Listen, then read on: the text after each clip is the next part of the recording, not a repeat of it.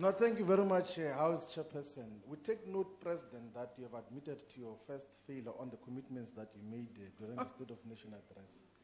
And we cautioned you when you said that they're going to have this conference after conference, and then we said to you that that is not a plan. You are not clear in terms of what you seek to achieve. Now we have failed to convene an investment conference. But we also advise you then that create a state-owned vehicle which is going to attract investment.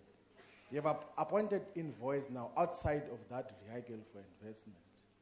I don't understand the philosophical underpinnings of your policy in terms of how are you going to deal sustainably with investments that are not going to be housed or be guided by the state-owned investment vehicle, because when they come without such a partnership, they're going to come with conditionalities, dictate to you what policies you must adopt, dictate to you what you should say.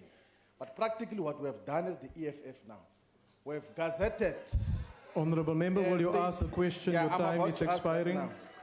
We have gazetted a process to amend the Banks Act so that it can be permissible to create a state-owned bank. Do you support the creation of a state-owned bank as recognized by the Banks Act? Thank you very much. The Honourable President. Thank you, Honourable House Chair and Honourable Shivambu. Thank you very much.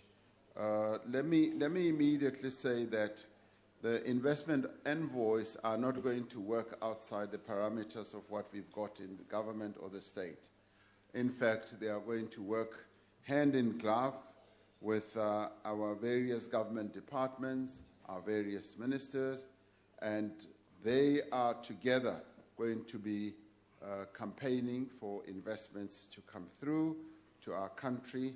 And what we've sought to do is to appoint people who have various networks, who have various capabilities, so that they come to assist us. And this is how we bolster the efforts that we all can make, making sure that we make our country attractive to investors. So the two are not mutually exclusive. If you thought that we are going to work in different ways and pull in different directions. Yes, the state-owned bank is a resolution that was taken by the governing party.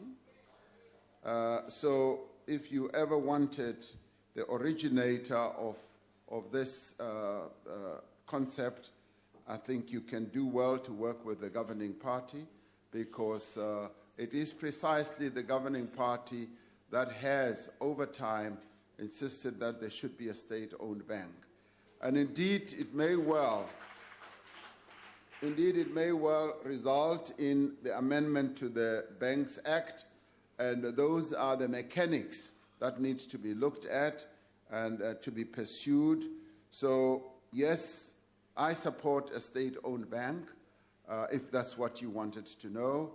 I support a state-owned bank because it is through this bank that we will be able to broaden the investment or the money pool in our country.